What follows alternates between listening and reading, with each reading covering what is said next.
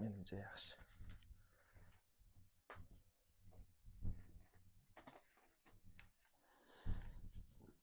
Shu yerga o'tirsam qanday bo'ladi?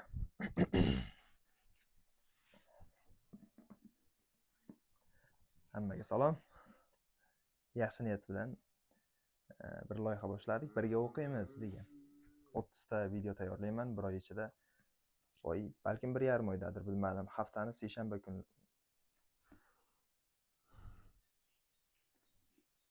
Bo'pti, noldan boshlayman.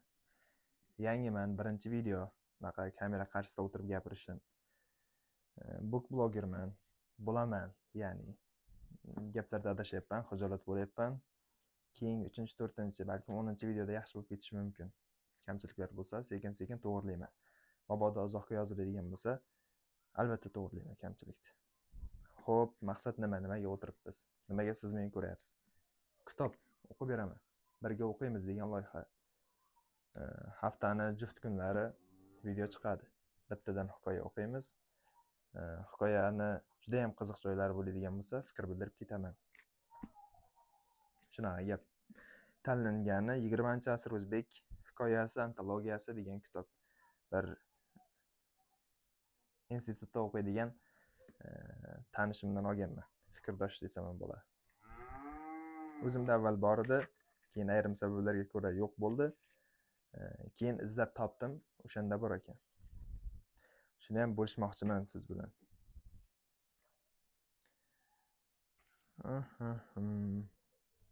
Aytgancha bunda hech qanaqa vizual qandaydir bir effektlar bo'lmaydi yoki musiqa bo'lmaydi, kuchli montaj bo'lmaydi, shunchaki qo'yiladi kamera boshdan oxirigacha gapiriladi. Faqat mabodo vizual effektlar, video montaj, paloncha, pistoncha shularga qiziqsangiz, bu videoni ko'rmang. Ko'ngilochar video ham emas aytgancha. Xo'p, hamma gapni gapirib bo'ldik. Endi o'qisak bo'ladi. Demak, hikoya ko'p. Qaysidan boshlashni bilmayapman. Boshlanishiga kichikrog'idan o'qib ham bo'lsa kerak menimcha. O'lmas Umarbekovdan o'qisak qanday bo'ladi? Odam bo'lish qiyin. Internetda pikka chiqdi-ku, trend bo'lib, hit bo'lib. Shunikim o'zi. Adashayotgan bo'lsam uzr. 117-bitta.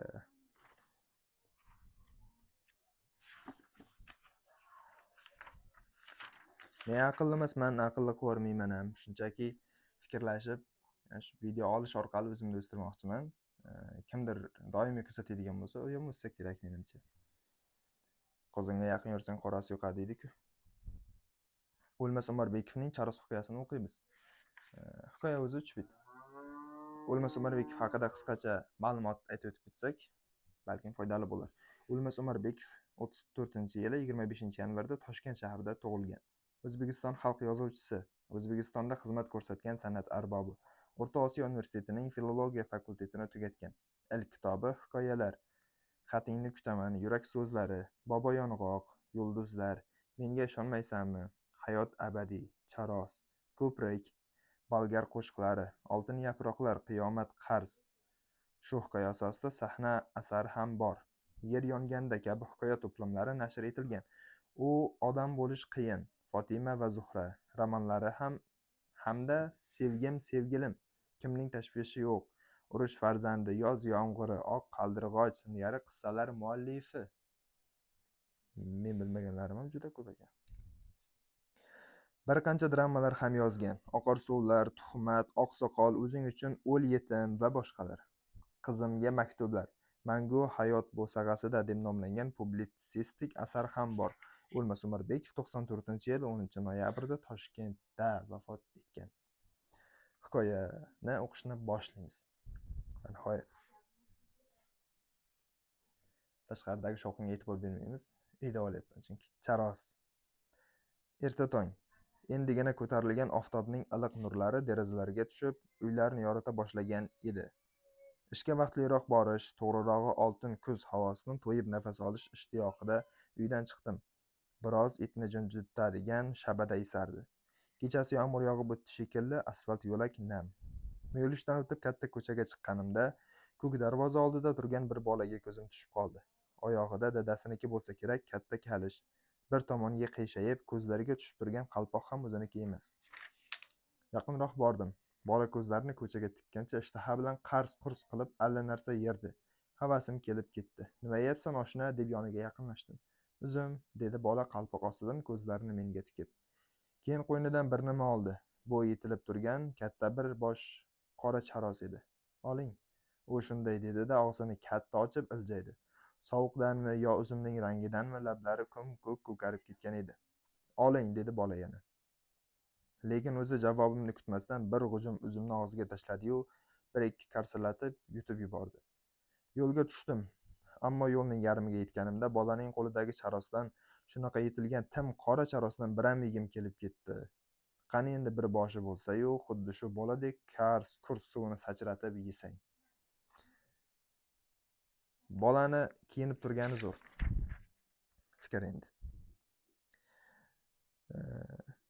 Tasviri zo'rda. Oyog'ida dadasiniki bo'lsa kerak katta kalish.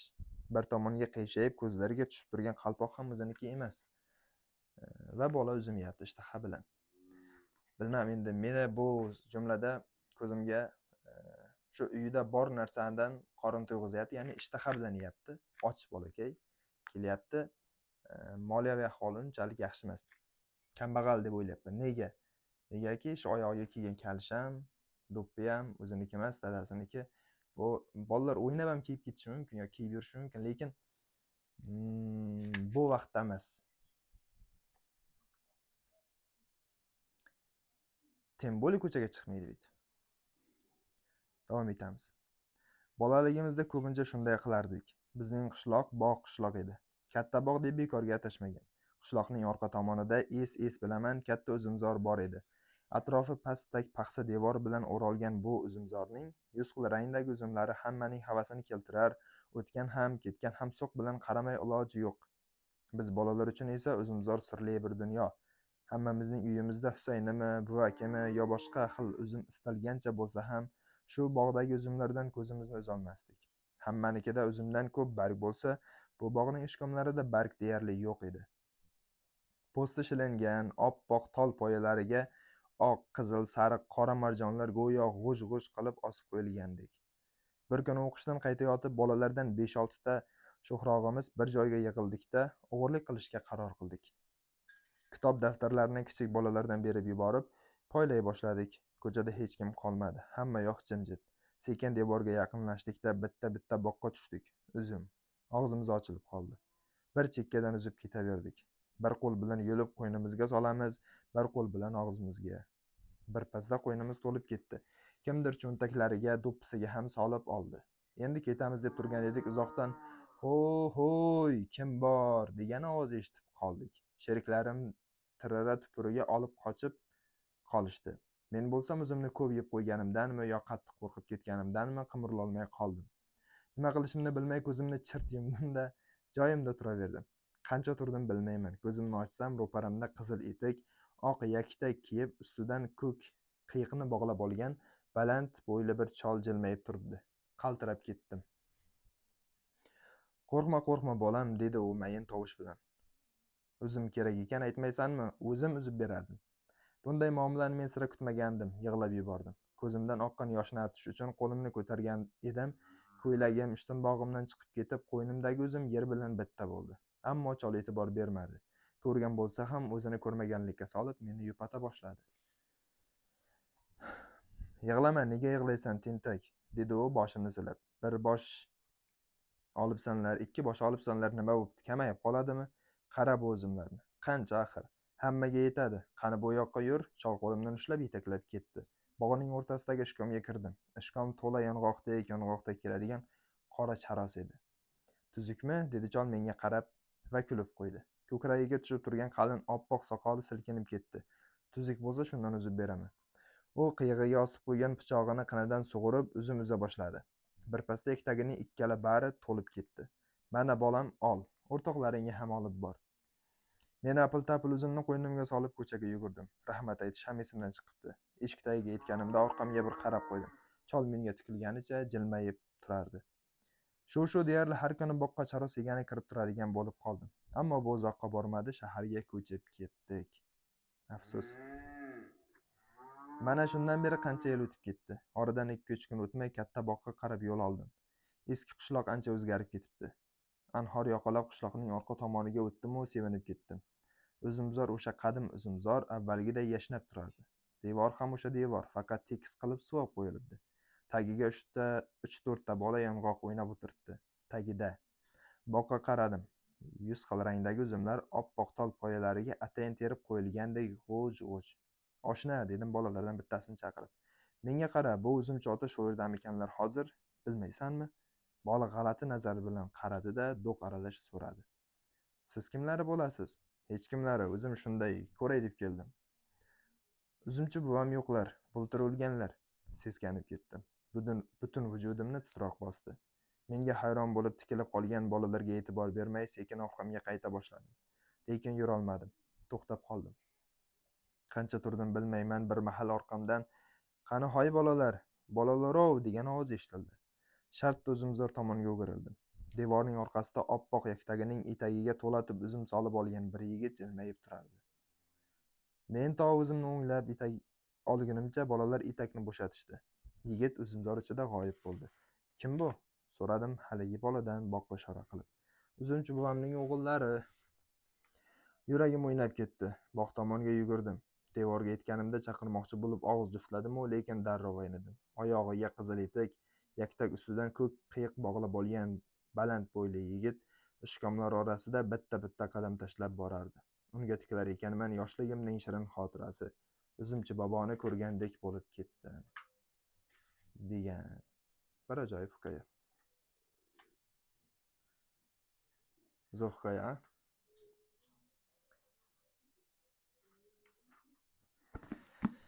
Hikoyalar o'qib turish yoqa. Roman o'qisa ham, roman ham o'qiyman o'zi ko'pincha. Hikoya yengilroq. Mazza qilib o'qiydi-da, qandaydir roman o'qiganda odamni ich-eti idrab, nimalardir bo'lib qiynalib, asabi buzilib, siqilib o'qiydi. Shunga majbur qilib qo'yadi-da romandagi yozuvchi, roman yozgan yozuvchi. Hikoyalarda hammasi ham unaqa emas, bor shundaylari ham, lekin asosan o'qiganingizda mazza qilasiz, yoqadi. Shu ko'p kitob o'qish o'zi bu tabiatga, dunyoga qarashni ham boshqacha qilib qo'yadi. Qandaydir romantizm qarash, romantizm fikr uyg'onami, bilmayman, mazza qilishni boshlaydi odam yon atrofga qaraganda. Hozir bog' deganday bir esimga tushib qoldi, bir nima aytib beray. Bizda qishloqda ham bitta bog' bor. Anjir bog'. Uyimizda orqasida naqd. Bir kun ko'rsataman. Anjir poya deymiz bizlar uni. Unchalik katta emas, lekin bo'ladi, yomon emas. Bir 5-6 ta odam yashasa bo'ladigan tomorqada uyda o'shancha uy joyiga ekilgan xullas. O'shanga maktab vaqtlari nechinchi sinf edim bilmam, 4-chi yo 5-chi sinfdirman. O'zi 2003-yildan maktab tugatganimga ancha bo'ldi. 3-chi yo 4-chi sinf edim. Avgustmi, shu anjir zo'r pishgan vaqt edi, avgust yo sentyabrmidi, shunaqa. Qishloqdan bir ikkita bizlardan katta bolalar 95mi, bilmayman, 94mi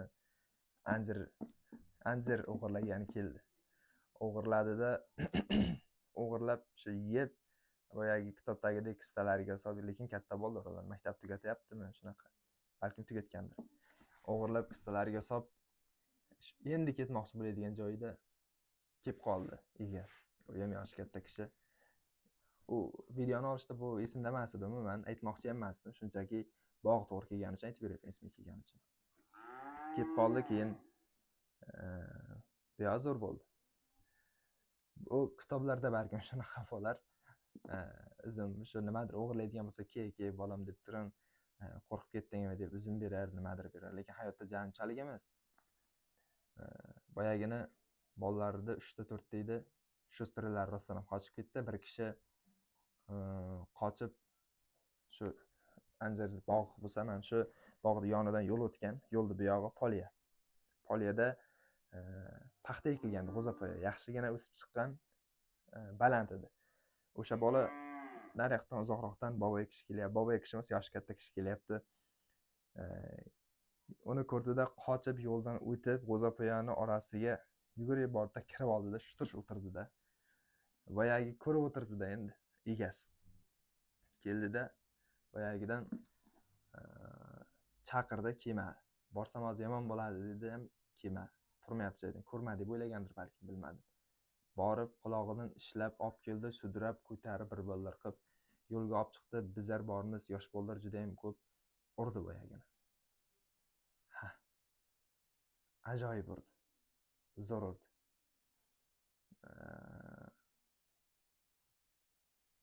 Yaxshigina urdi. Boyagi urmang bobojon, boshqa kelmayman bu yerga. Bobo urmang deb baqirib yig'layapti endi. Qani qo'yaversa. Yaxshigina urib, tepib jo'nataverdi.